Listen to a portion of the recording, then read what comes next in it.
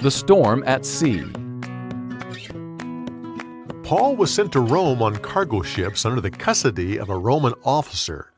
Suddenly, a fierce storm gripped the ship he was on.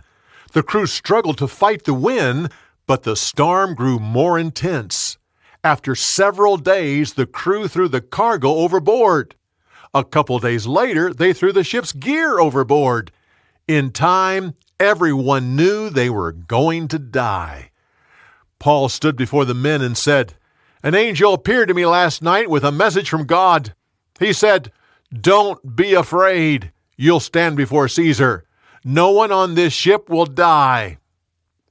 They were in the storm for a total of 14 days. About midnight on the last day, the sailors realized they were approaching land. They quickly let down an anchor to keep from running into the rocks.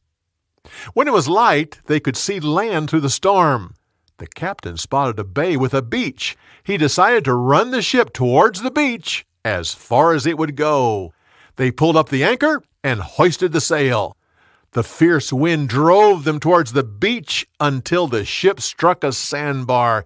It jammed in the sand and then started breaking up because of the waves.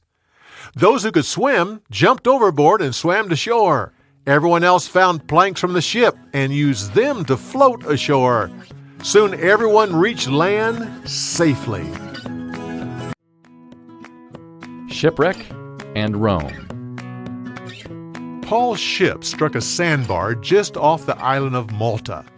Everyone got to shore, and the local people came out and started helping them. They built a fire, and Paul helped by gathering wood. As he was putting some on the fire, a poisonous snake bit him on the hand. Paul dropped the wood, but the snake hung from his hand. The local people said, he's a terrible murderer. He escaped dying at sea, but now the gods are bringing justice to him." Paul shook the snake into the fire, and everyone waited for him to swell up and drop over dead.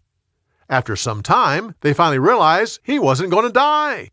Then they said, "He's a god." The governor of the island opened his home and made provisions for those who were shipwrecked. Paul learned that the governor's father was sick in bed. He went and placed his hand on the man's head. Instantly he was healed.